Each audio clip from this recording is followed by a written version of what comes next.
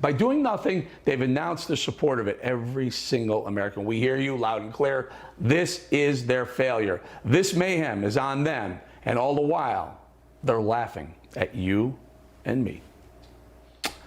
Joining me now for a little reaction on that Monday morning rant, Florida Congressman Matt Gaetz. I say Monday morning because we started writing in the morning. But Matt, you know, there's so much to talk about with you, my friends. Can we do this? Can we start with this big, you know, yet again, Biden's documents, they find documents on his property again. But the man swears, I swear, I take documents very seriously, but they keep turning up. Congressman, what are your thoughts on this one? I have a different take on the document scandal than many. I actually think the deep state has figured out that Joe Biden isn't going to win the 2024 election against any Republican that's nominated, and they just prefer to take him out right now. And it's a mistake to believe. I agree with you. I agree with you. Hold on. Put me on camera with Gaetz. Matt, I agree with you. I've said this from the beginning. This isn't a mistake by Biden. This is the insiders who are realizing that he can't win, and they're bouncing him before 2024. I'm sorry to interrupt. Go ahead, sir. No, we all know that the real shot caller in the Biden White House is Ron Klain, and I don't think that it's somehow a coincidence that right aligned with these new discoveries of documents, Ron Klain is leaving. I think he's a professional operator and is getting out of the White House as they send somebody else in to tidy up the Biden presidency and put a bow on it and get ready for their next generation of leadership. So, you know, I don't particularly like when the deep state chooses who gets to be the leader of our country. I think that this has a lot of markings of a setup, but you certainly don't give Biden or anyone else a pass on the violence that they have allowed to persist throughout our country that you detailed so well in that monologue. And my blood boils when I see these Antifa thugs and goons standing in the way of patriotic Americans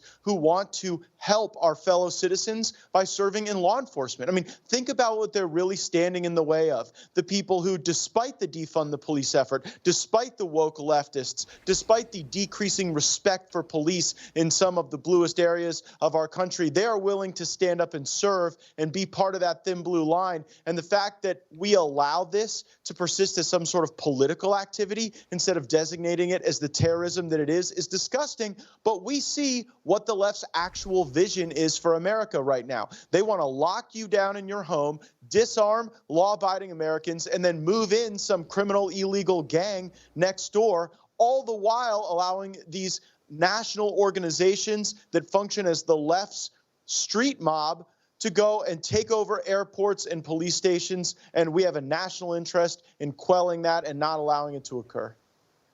So, you know, and we highlighted this in the monologue that there's a recent study that between 20 and 21, the 80% of the U.S. cities, 80% lost police officers. They dropped. Meanwhile, violent crime is spiking, skyrocketing across the country.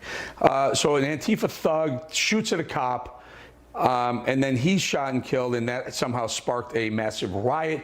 And where are elected officials? Where's the mayor of Atlanta, the mayor of Boston? Where's Biden? Where's Kamala Harris saying, stop, enough, this is wrong? They're supporting it. By their inaction, they're supporting it, yeah?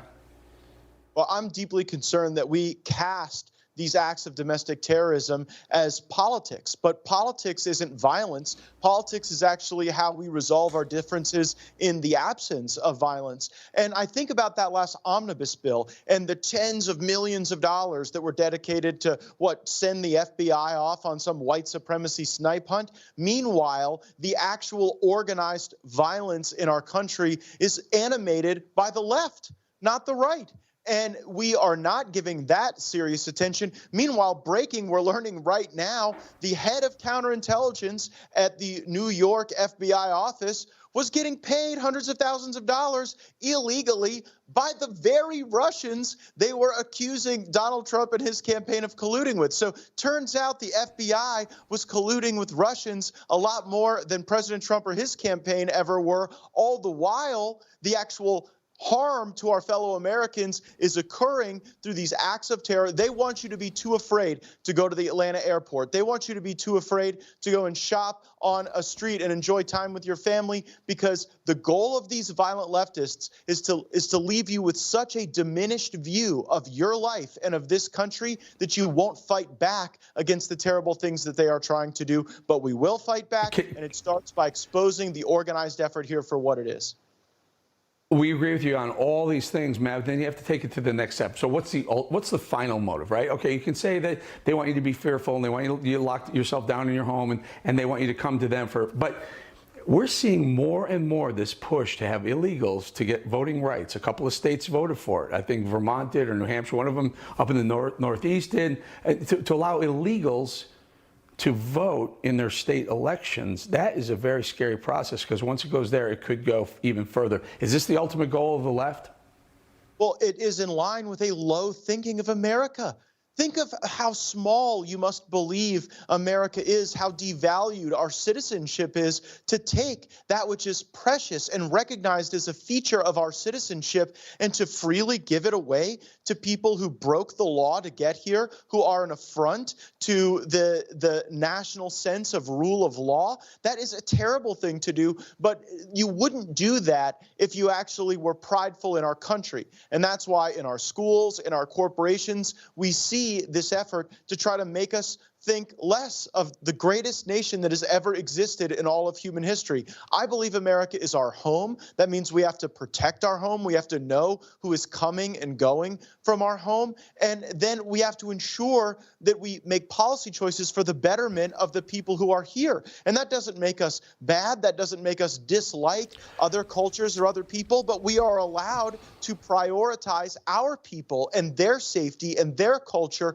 over the invasion that right now is being ushered in by a Biden administration that understands that in blue cities, they have failed the people, and the people are leaving those cities. And so they are trying to get a new crop of folks in to try to convince them to vote Democrat, because more and more people in this country are waking up to the fact that they offer a life of despair. And the only life that gets better under a lot of these policies are the lives of criminals who want to use brute force to try to harm the rest of us who want to live by the rules.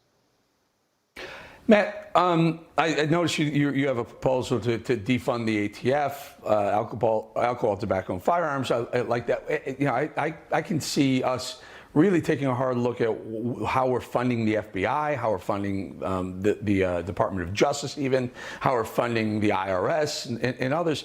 What about the ATF that really's got your attention?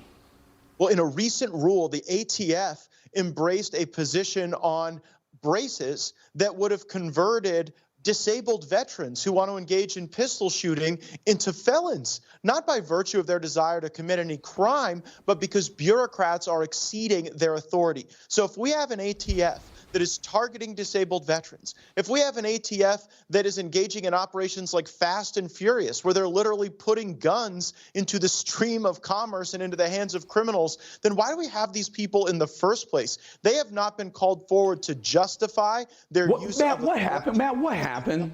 What happened? I have about a minute or so. I hate to cut you off, but what happened? I grew up thinking and knowing the FBI, the Department of Justice, the ATF, all these you know, you would call deep state now, but all these intel agencies usually were conservative. They usually leaned right. When did that change and why? Well, you'll have to invite me back on to discuss all of the whistleblowers who have come forward, who volunteered to serve in these agencies under the very premise that you described. But now they see that pronouns are more important than crimes. Now they see that a garage door pull is more important than people being beat up in the streets and being terrorized on subways and in airports. And they even see the focus turning away from protecting America against threats to actually picking winners and losers in our politics. And that political weaponization then justifies the illegal actions they take. The breaking news now, of course, an FBI counterintelligence official getting paid by the very Russian oligarchs that they said were influencing the Trump campaign. Of course, as to Trump, it was nonsense. As to the FBI, far more concerning. You know, let's not forget there are 51 FBI former agents and top-level agents who said, "Oh, that whole Russian thing when Trump was real," but Hunter was not so much. Congressman Matt Gaetz, appreciate your time. We'll bring you back and to talk about a little bit more digging. I want to dig into that. When did all these agencies turn liberal and political on us? Matt, always good having you. See you soon. Anytime, Eric. Thanks.